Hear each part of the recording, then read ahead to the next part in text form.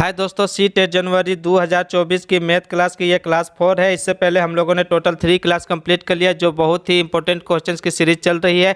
यही सब क्वेश्चंस आपको एग्जाम्स में डायरेक्टली देखने को मिलेगी, इसीलिए आप लोग 21 जनवरी से पहले सभी क्वेश्चंस को कंप्लीट कर लिए ताकि आपको एग्जाम्स में जाने से पहले अफसोस ना हो। तो चलिए क्वेश्चन के स्टार्ट करते हैं। अगर आप वीडियो में पहली बार आए तो कृपया लाइक और सब्सक्राइब जरूर कीजिएगा। आज का पहला सवाल आप यहाँ पर देख पा रहे होंगे कि 140 गुना 101 में क्या जोड़े कि इतना हमको मिल जाए, 14,414 मिल जाए हमको देखिए सिंपल क्वेश्चन पूछा है कि ये जो मल्टीप्लाई करने पर जो आएगा उसमें हम कितना जोड़ेंगे कि हमको ये नंबर मिल जाए। ठीक है दोस्तों, चलिए इसको अच्छी तरह से समझते हैं हम लोग। देखिए सबसे पहले इसको मल्टीप्लाई करके निकालते हैं, 140 गुने 101। ठीक है, तो इसको मल्टीप्लाई करेंगे तो कितना आएगा, 140 गुने 000 गुने 140। ठीक है, इसको करेंगे तो 0, ये 0 है, ठीक है ना।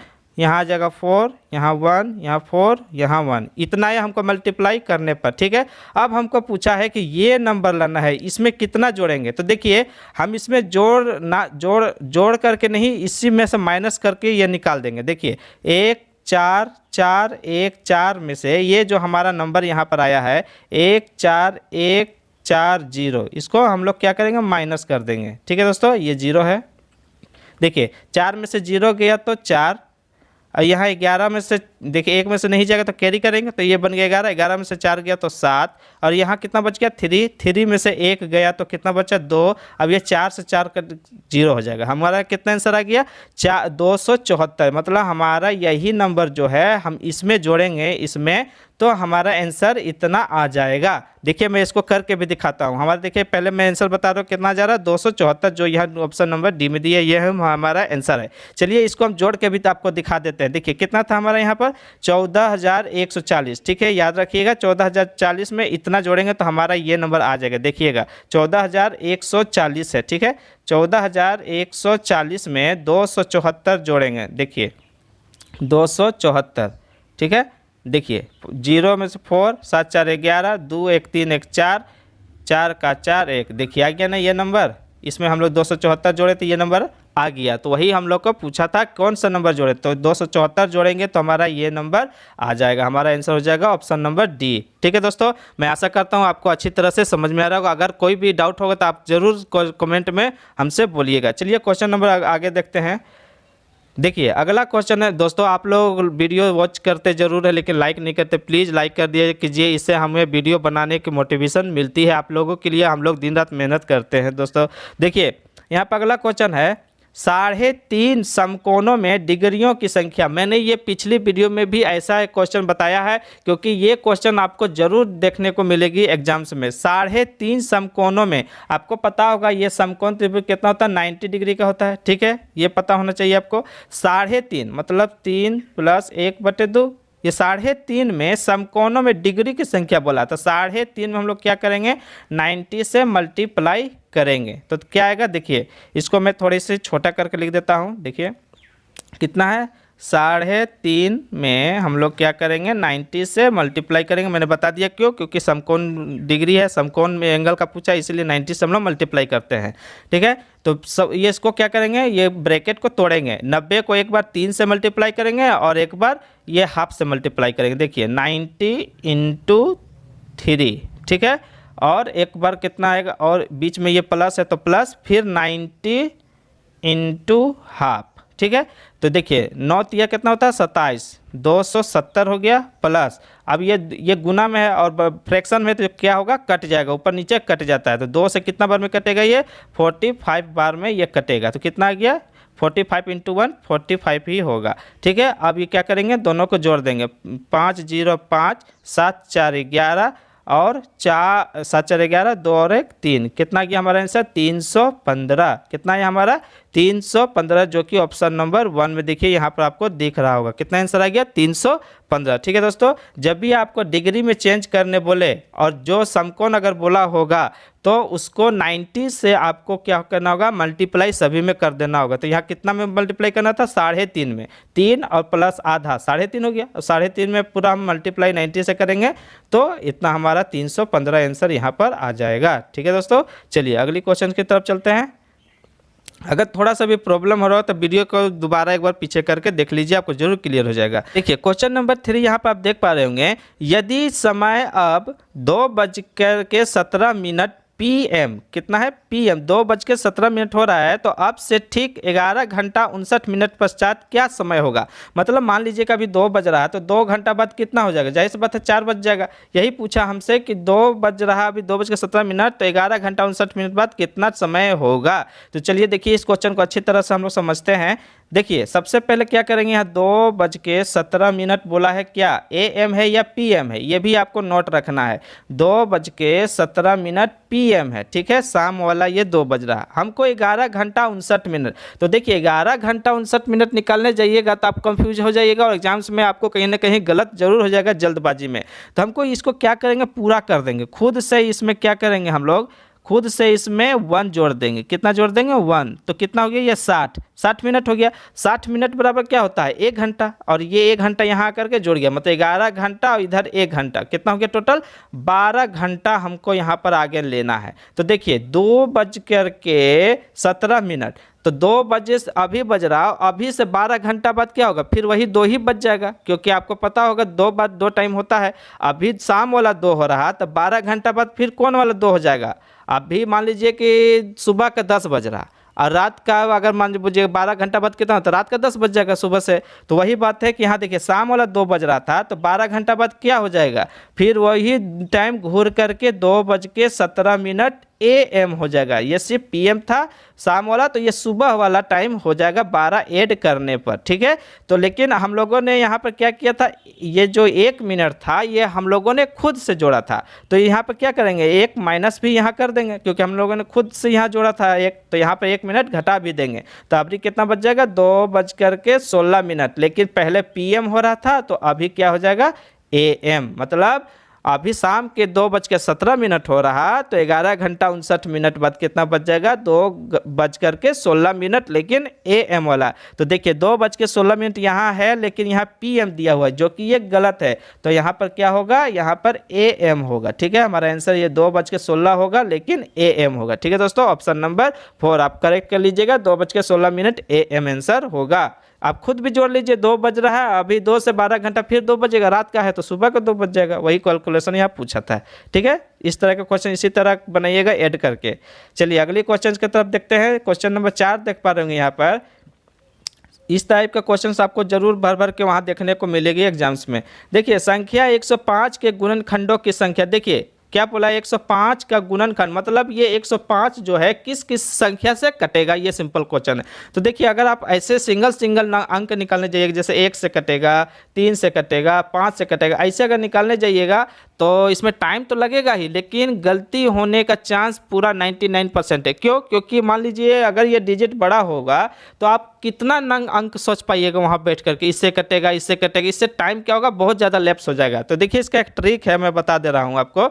देखिए 105 है, इसको सबसे पहले प्राइम फैक्टर में तोड़िए। प्राइम फैक्टर मतलब वह अंक जो सिर्फ खुद से और 1 से कटता हो। तो देखिए इसको पहले तोड़ेंगे, ये कितना से कटेगा, देखिए 3 से 3 3 9 3 और 3 5 15, 3 से कटे हैं, और ये 5 7 35, 5 7 3, ये हमारा प्राइम फैक्टर हो गया। देखिए 3 किससे करता है, सिर्फ खुद से, 7 किससे करता है, सिर्फ खुद से, 5 किससे करता है, सिर्फ खुद से। तो ये प्राइम फैक्टर में टूट गया, क्या हो गया, प्राइम फैक्टर में ये टूट गया। कितना आया, 573, ठीक है। तो इसी को अब क्या करेंगे, ये जो प्राइम फैक्टर है आप इसको नोट कर लीजिए। 105 का प्राइम फैक्टर कितना है, 573, ठीक है दोस्तों। देखिए 105 का प्राइम फैक्टर कितना आया हमारा, 5 7 और 3। तो देखिए आपको पता होगा कोई अगर नंबर है उसके ऊपर कुछ नहीं है, मतलब क्या है, पावर क्या है, 1 है, कुछ नहीं होता तो मतलब क्या होता, पावर 1 होता है।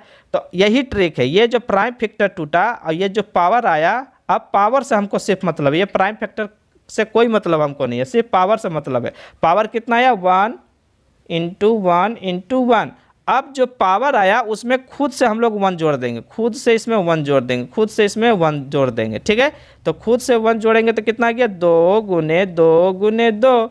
अब इसको सॉल्व कर दीजिए, 2 दूना 4 दूना 8, बस यही हमारा आंसर आया कि 105 का गुणनखंड कितना होगा, 8, जो कि ऑप्शन नंबर 1 में दिया हुआ है। हमारा आंसर हो जाएगा 8, ठीक है। सबसे पहले आप प्राइम फैक्टर में तोड़ दीजिए, प्राइम फैक्टर जितना आएगा उसका पावर में, ये जो पावर है उस पावर में खुद से 1 जोड़ देंगे और जो आएगा उसको मल्टीप्लाई करके हमारा आंसर आ जाएगा। आप सोच रहे हो अगर यहाँ 1 ना हो तो चलिए उसको भी बता देते हैं। देखिए मानिए कि मान लेते हैं कि उसका पावर था 3, 5, 7 था, हमारा ये आया था। मान लीजिए इसका पावर 2 था, इसका पावर 3 था, इसका पावर 4 था, ठीक है। तो क्या करेंगे, पावर मैंने बोला कि 1 में जोड़िएगा, सब में 1 जोड़ दीजिएगा। 2 में 1 जोड़ेंगे तो 3, 3 में 1 जोड़ेंगे तो 4, 4 में 1 जोड़ेंगे तो 5। अगर मान लीजिए किसी का ये सवाल कोई और रहता जिसका हम लोग प्राइम फैक्टर इतना आया पावर सबका, तो पावर में 1 1 जोड़ दिए, 3 4 5 हो गया, इसमें जोड़े तो आप इसको सॉल्व कर देंगे। 5 चौके 20 दिए, कितना हो 60 हो गया। ये हो जाता हमारा गुणनखंड। ठीक है दोस्तों, आपको पता चल गया। सबसे पहले प्राइम फैक्टर हम तोड़ेंगे, प्राइम फैक्टर तोड़ने के बाद जो भी पावर आएगा वो पावर में हम लोग 1 जोड़ेंगे और फिर उसको मल्टीप्लाई करने से जो अंक आएगा वही हमारा आंसर हो जाएगा। ठीक है, चलिए क्वेश्चन नंबर अगला देख लेते हैं। 5 क्वेश्चन नंबर अगला है कि देखिए यहाँ से क्वेश्चन शुरू है। 5, 10 और 35 के सबसे छोटे सर्वगुणज और सबसे बड़े सर्वगुणज का अंतर। देखिए क्वेश्चन को अच्छी तरह से देखिएगा। सबसे छोटा सर्वगुणज मतलब सबसे छोटा मतलब होता है एलसीएम, जहाँ सबसे छोटा बोले और सबसे बड़ा बोले तो एचसीएफ। ठीक है, सबसे छोटा सर्वगुणज बोले तो एलसीएम, सबसे बड़ा सर्वगुणज बोले तो एचसीएफ। दोनों का निकाल करके माइनस करना है। इसका यही जो अंक है 5, 10 और 35, इसका एलसीएम और इसका एचसीएफ दोनों जब निकल जाएगा वो दोनों का माइनस करेंगे, वही हमारा आंसर आ जाएगा। तो देखिए किस तरह से बनाते हैं इसके सवाल को। तो देखिए 5, 10 और 35 का एलसीएम क्या होगा। तो देखिए एलसीएम अगर आप ऐसे वाला निकालने जाइएगा तो बहुत टाइम निकल जाएगा। मैं इसका सिंपल ट्रिक बताता हूँ कि सबसे बड़ा जो इसमें अंक है, इसमें सबसे बड़ा अंक क्या है 35, तो वो नंबर देखिए बाकी सबसे कटेगा नहीं, कटेगा तो उसका टेबल पढ़ते चले जाएंगे। तो देखिए 35 5 से कटता है लेकिन 10 से नहीं कटता है, तो नहीं कट रहा, सबसे कटना चाहिए। तो चलिए आगे बढ़ते हैं। 35 दूना 70, तो 70 देखिए 5 से कटता है, हाँ कटता है, 10 से कटता है, हाँ कटता है, और 35 से भी 70 कटता है। तो हमारा ये 70 जो होगा एलसीएम आ गया। ठीक है, एलसीएम निकल गया, हमारा एलसीएम कितना हो गया 70। ठीक है, अब इसी का एचसीएफ, एचसीएफ मतलब होता है वो नंबर, वो अंक जो सब में हो। तो देखिए इसमें क्या है 5 है, 5 × 1 5, इसमें 5 है, हाँ 5 दूना 10 5 है, इसमें 5 है, हाँ है, 5 7 35। अब तो कोई नहीं है, सबसे छोटा यही था। तो ऐसा नंबर कौन है जो सब में था, तो वो है 5। ठीक है, तो ये हो गया 5, यही हमारा क्या निकल गया एचसीएफ निकल गया। मैंने सिंपल ट्रिक बता दिया एलसीएम और एचसीएफ निकालने का कोई भी डिजिट का। तो देखिए अब क्या बोला, हमारा एलसीएम भी आ गया और एचसीएफ भी आ गया। कितना आया 70, देखिए 70 आया एलसीएम और 5 आया एचसीएफ। तो हमसे यही बोला था सबसे छोटा और सबसे बड़ा का अंतर निकालना है, तो निकल गया हमारा, ये दोनों का अंतर निकाल देंगे। तो 70 में से 5 गया तो कितना आएगा 65। यही हमारा आंसर है जो ऑप्शन नंबर डी में है। ठीक है दोस्तों, हमारा आंसर हो गया ऑप्शन नंबर डी। पहले एलसीएम फिर एचसीएफ निकाल कर दोनों को माइनस कर दिए, वही हमारा आंसर आ गया। ठीक है, चलिए क्वेश्चन नंबर 6 देख लेते हैं। देखिए क्वेश्चन नंबर 6 बोल रहा है कि 2 वर्गों के परिमाप 12 सेंटीमीटर और 24 सेंटीमीटर है। बड़े वर्ग का क्षेत्रफल छोटे वर्ग के क्षेत्रफल का कितना गुना है। देखिए इस टाइप के क्वेश्चन, ये मेंसुरेशन का क्वेश्चन है और मेंसुरेशन से 1 या 2 क्वेश्चन आपको हर एग्जाम्स में देखने को ही मिलेगी, सी टेट नहीं कोई भी टेट एग्जाम्स में। तो देखिए यहाँ क्या बोला, ये मेंसुरेशन का आपको फॉर्मूला थोड़ा सा याद होना चाहिए, फॉर्मूला बेस ही आता है, सिर्फ फॉर्मूला बैठाइए और सॉल्व कीजिए। देखिए क्या बोला, ये वर्ग है, 2 वर्ग है, ठीक ना। एक वर्ग का परिमाप कितना है 12 और दूसरा का परिमाप है 24। परिमाप क्या होता है 4a, ये जैसे कि ये 1 ये 2 3 4 गो हो गया, इसी को बोलते हैं ये भुजा जो है ना, भुजा जय गो भुजा होगा उतना परिमाप। तो देखिए 4 गो है भुजा, तो इसमें 4a हो गया। अब 4a बराबर यहाँ पर दिया हुआ है कितना, यही परिमाप, परिमाप का फॉर्मूला था 4a, तो 4a बराबर 12 और यहाँ 4a बराबर कितना है 24। ठीक है, तो ये 4 से काट देंगे, कितना बार में काटा 4 × 3 = 12 और ये 4 से कितना बार में 6 बार में। तो ये हमारा क्या आ गया, यहाँ से a आया, a बराबर 3 और a बराबर 6। a मतलब क्या होता है भुजा, ये जो एक भुजा है ना इसी को बोला जाता है परिमाप। जैसे ये एक लाइन है, यही है भुजा। ठीक है, तो भुजा हमको निकल गया क्योंकि हमसे क्या पूछा है क्षेत्रफल पूछा है। तो क्षेत्रफल क्या फॉर्मूला होता है a² होता है, ठीक ना, इसलिए हमको a चाहिए था, तो a हमको मिल गया। देखिए a मिल गया है, तो अब हम लोग क्षेत्रफल निकाल लेंगे। तो चलिए यहाँ पर आगे देख लेते हैं, आप लोग नोट कर लीजिएगा। देखिए ये वर्ग था, ये 2 गो वर्ग था, ठीक माफ कीजिएगा, देखिए ये वर्ग है, ठीक ना। तो अब इसका हमको क्या निकालना, क्षेत्रफल निकालना। हमको तो निकल गया था, इसका कितना आया था 3 आया था, और इसका कितना आया था 6 आया था ए। ठीक, हमको यहाँ से ए स्क्वायर निकालना है। तो 3 का स्क्वायर कितना होता है 9, और 6 का स्क्वायर क्या होता है 36। ठीक है, तो अब देखिए हम दोनों का क्या निकल गया, क्षेत्रफल निकल गया। इसका भी क्षेत्रफल और इसका भी क्षेत्रफल। क्षेत्रफल किसको बोला जाता है, ये पूरा एरिया को, ये जो पूरा एरिया घेरा है इसी को क्षेत्रफल बोलते हैं। तो क्षेत्रफल का फॉर्मूला होता है वर्ग का ए स्क्वायर। ठीक है, ए स्क्वायर निकल गया, ए स्क्वायर हमारा। अब पूछा कि उनका जो क्षेत्रफल है, ये जो क्षेत्रफल निकला वो दोनों कितना एक दूसरे का कितना गुना है। छोटा वाला ये छोटा है और ये बड़ा है, तो कितना गुना इससे है। देखिए तो ये बोला कि ये छोटा वाला से बड़ा वाला का क्षेत्रफल कितना बड़ा है। तो देखिए ये 9 है और ये 36 है, कितना गुना है इससे। तो 9 गुने 4 होता है 36, 9 चौके 36, मतलब इसमें 4 गुना करेंगे तो ये बड़ा वाला आ जाएगा। तो कितना बड़ा है, बड़ा छोटा से कितना बड़ा है 4 गुना। तो देखिए ऑप्शन नंबर 1 में यहाँ पर देख पा रहे हैं 4 गुना। जो बड़ा वर्ग है छोटा वर्ग से कितना गुना बड़ा है, 9 चौके 36, 4 गुना। ठीक है दोस्तों, चलिए मैं आशा करता हूँ समझ गए होंगे। चलिए सब ये जो मेंसुरेशन है वो फॉर्मूला बेस होता है। ठीक है, चलिए अगला क्वेश्चन देखते हैं। क्वेश्चन नंबर 7 है, एक चॉकलेट है, ठीक ना, ये मान लीजिए एक चॉकलेट है। इस चॉकलेट के 12 भाग किया, ऐसे ऐसे काट करके कितना 12 भाग बना दिया। अब मंजू ने 1/4 भाग अंजू को, इसका 1/4 भाग सुजाता को और 1/6 भाग फिजा को दे दिया। मतलब यही चॉकलेट का 1/4, 1/3 और 1/6 ऐसे करके 3 लड़कियों में वो बांट दिया। बांटने के बाद मंजू के पास कितना चॉकलेट बचा। ये जो मंजू के पास जो चॉकलेट था सभी को बांटने के बाद इतना, मंजू के पास अंत में कितना भाग चॉकलेट बचा। तो देखिए इस टाइप का क्वेश्चन सिंपल वे में एकदम मैं समझा रहा हूँ। देखिए सबसे पहले जितना जितना भाग दिया वो लिखेंगे। सबसे पहले 1/4 भाग अंजू के दिया, 1/4 भाग, ठीक है। फिर कितना दिया, 1/3 भाग सुजाता को, 1/3 भाग सुजाता को दिया। फिर इसका 1/6 भाग फिजा को दिया, 1/6 भाग फिजा को दे दिया। अब देखिए अब निकालते हैं उसने टोटल कितना भाग सबको दे दिया। तो यही टोटल दिया है, ये जो आया हमारा यही तो टोटल सबको दिया है। तो देखिए इसका एलसीएम निकालेंगे तो 6 दूना 12, 12 हमारा यहाँ पर आ जाएगा 12। तो 4 से 3 बार में, 3 से 4 बार में और 6 दूना 12, ठीक है। तो कितना गया 6, 4 2 6 और 3 9, 9/12। तो आपका जब भी ऐसा फ्रैक्शन में आए तो जो नीचे वाला मान होता है वही मेन होता है, ओरिजिनल मान होता है। देखिए अंजू के पास पहले कितना था, बराबर 12 बराबर भाग था ना। तो देखिए नीचे में है ना 12, तो 12 में से उसने कितना दे दिया सबको, 9 दे दिया। कितना दे दिया, 9 दे दिया, 9, 12 में से 9 दे दिया। तो अब कितना बचा उसके पास, कोई भी निकाल लेगा। 12 भाग था उसके पास, 12 में से 9 भाग दे दिया सबको।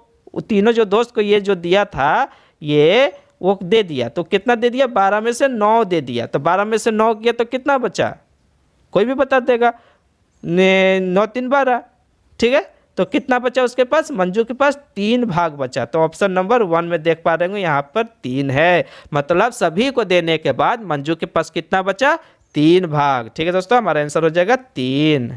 चलिए क्वेश्चन नंबर अगला देख लेते हैं। यहाँ पर क्वेश्चन नंबर 8। क्वेश्चन नंबर 8 को अच्छी तरह से आप पढ़िएगा। देखिए एक संतरे का मूल्य 2.5 रुपया है, ठीक ना। एक ऑरेंज है जिसका दाम कितना है 2.5 रुपया, ठीक है।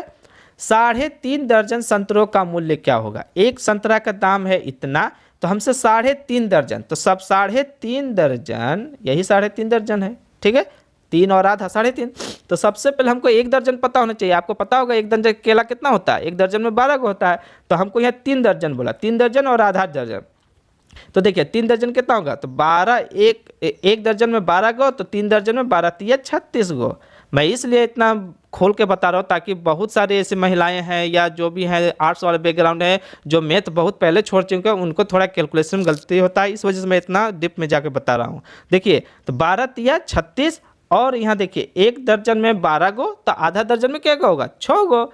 तो देखिए तो यहाँ 36 और यहाँ आधा दर्जन, ठीक है। तो आधा दर्जन कितना होगा 6, 36 और 6 कितना होगा 36, 4 40 और 2 42, मतलब टोटल 42 गो ऑरेंज है उसके पास। तो देखिए एक संतरा का दाम था 2.5 रुपया, तो अब यही हमसे पूछा 3.5 दर्जन, 3.5 दर्जन मतलब कितना 42 गो संतरा का दाम पूछा है। ठीक है दोस्तों, इसको आप लोग नोट कर लिए होंगे। चलिए आगे बढ़ते हैं, मैं इसको थोड़ा इरेज कर रहा हूँ, आगे देखते हैं इसको। तो देखिए हमारा एक ऑरेंज का दाम कितना आया था 2.5 रुपया दिया हुआ था, हमको निकालना कितना है 42 संतरा का दाम निकालना है, ठीक ना। तो देखिए 42 में क्या करेंगे 2.5 से मल्टीप्लाई करेंगे, तो पहले 2 से मल्टीप्लाई कर लेंगे फिर आधा से मल्टीप्लाई कर लेंगे, तो 42 गुने 2 और कितना इधर है फिर आधा का मान निकालना होगा, तो 42 गुने हाफ, यही हमको निकालना है। तो 42 दूना कितना होता है 2 दूना 4 और 4 दूना 8 84, और इधर 42 से 2 बार में कितना कटेगा 2 दूना 2 एकम 21, ये आया। ठीक है, अब इसको जोड़ देंगे, तो 4 और 1 5, 8 और 2 10, कितना आया 105 रुपया हमारा यहाँ पर आ गया। एक संतरा का दाम था 2.5 रुपया, तो 42 संतरा का दाम कितना आ गया 105 रुपया, कितना आया 105 रुपया, जो ऑप्शन नंबर डी में दिया हुआ है 105। ठीक है दोस्तों, चलिए अगर आपको कोई भी दिक्कत हो रहा है तो ज़रूर कमेंट में मुझे बताइएगा, मैं आपको ज़रूर अगली वीडियो में उसको फिर से ज़रूर बताऊंगा। ठीक है, मुझे नहीं लगता, क्योंकि मैं इसको पूरा डीपली में अच्छी तरह बताने की कोशिश कर रहा हूँ। चलिए क्वेश्चन नंबर 9 देख लेते हैं। क्वेश्चन नंबर 9 पेडागोजी से क्वेश्चन है। मैं प्रत्येक सीरीज में जो है वो पेडागोजी का भी 2 क्वेश्चन लाता ही हूँ। देखिए क्या बोल रहा है, कक्षा 2 के शिक्षार्थियों का सरल आकृति उसके लंबों और किनारों के परिचय कराने का सबसे उत्तम उपकरण कौन है। देखिए ये मान लीजिए कोई एक बॉक्स है जिसको बोल रहा है कि एक लंबा और एक किनारा उसको बताना है, अब कितना है कक्षा 2 है, ये अच्छी तरह से मेंशन कीजिए कि वो कक्षा कितना में है, कक्षा 2 में है। तो देखिए कक्षा जो बच्चा 2 में है उसमें अधिकतर क्या चलता है, उसमें चलता है एबेस्कस चलता है, जियोजेब्रा चलता है, टेनग्राम चलता है और जियो बोर्ड चलता है। तो देखिए श्याम पट में तो सिर्फ एक चित्र बन जाएगा, चित्र से तो पता नहीं चलेगा, और 3D जो नेट्स है ये तो हाई क्लास में चलेगा, और ये क्यूब्स भी जो है वो हाई क्लास में चलेगा, लेकिन ये जो जियो बोर्ड है वो जियो बोर्ड ही चलता है क्लास 1 से लेके वो 2 3 4 ये सब में जियो बोर्ड जो है वो सबसे बेस्ट होता है बताने के लिए। आप जियो बोर्ड देखे होंगे जिसमें क्लिप ऐसे लगा हुआ होता है, रबर बना के ऐसे किक करता है, वो सब होता है जियो बोर्ड। तो हमारा आंसर हो जाएगा यहाँ पर जियो बोर्ड जो है सबसे उत्तम है कक्षा 2 को बताने के लिए, उसके किसके लंबों और किनारों को बताने के लिए आकृति का। ठीक है दोस्तों, हमारा आंसर हो जाएगा जियो बोर्ड। चलिए क्वेश्चन नंबर 10 देख लेते हैं। क्वेश्चन नंबर 10 है कि एक अच्छी पाठ्य पुस्तक की विशेषता क्या है। मान लीजिए एक पाठ्य पुस्तक है, उसके सबसे अच्छा विशेषता क्या होता है, कौन सा इसमें है। देखिए उसमें कठोर अभ्यास देने के लिए बहुत सारे अभ्यास, आपको जहाँ भी कठोर हार्ड ये टास्क जो है वो सब क्या होता है नेगेटिव वर्ड होता है, तो उसको देख के वहीं काट दीजिए, केवल जहाँ भी आपको नजर आए वो काट दीजिए। उन्हें मोटी व भारी, ये NCF 2005 के अकॉर्डिंग जो है ये सब क्या है इलीगल है, मतलब ये नहीं होना चाहिए, भारी भारी किताबें ज़्यादा किताबें ये सब नहीं होना चाहिए, ये भी नेगेटिव है। ठीक है, तो बच्चा कौन हमारा स्थितियों के माध्यम से सभी संकल्पनाओं का परिचय दिया जा सकता है। तो हमारा आंसर जो कौन आया, ये आया ऑप्शन नंबर 2, स्थितियों के माध्यम से सभी संकल्पनाओं का परिचय दिया जा सकता है। ठीक है दोस्तों, हमारा आंसर हो जाएगा बी। जब भी आपको अगर कोई क्वेश्चन ना कर पाए डायरेक्टली तो उसको ऑप्शन एलिगेशन से भी बनाइए, बहुत ऑप्शन आपको मिल जाएंगे जो आपको गलत वहाँ लगे, तो गलत को हटाते जाइए, आपको आंसर सही मिल जाएगा। तो ये 3 को हमारा देखिए यहाँ गलत मिला था, तो जो बचा वो सही हो गया, तो हमारा आंसर हो जाएगा ऑप्शन नंबर बी। चलिए अगली क्वेश्चन दोस्तों, ये यहाँ पर आखिरी क्वेश्चन था ये 10। तो अगली क्वेश्चन देखिए, इसी तरह आगे क्वेश्चंस आते रहेंगे। मैं सभी का अलग अलग जो है प्लेलिस्ट बना दिया हूँ, CDP का भी है, मैथ का भी चल रहा है और EVS का भी क्लास चल रहा है, सभी का अलग प्लेलिस्ट बना हुआ है। तो जा करके सभी वीडियो को जो है वॉच कर लीजिए, बहुत इंपॉर्टेंट क्वेश्चन है, सभी को आप लोग वॉच कीजिए और आप लोग लाइक कीजिए। आप लोग वीडियो देखते हैं लेकिन लाइक नहीं करते हैं दोस्तों, प्लीज़ लाइक कीजिए, इससे हमको मोटिवेशन मिलता है। तो अगर वीडियो अच्छा लगा तो कृपया लाइक और सब्सक्राइब जरूर कीजिएगा। चलिए मिलते हैं अगली वीडियो में, थैंक यू।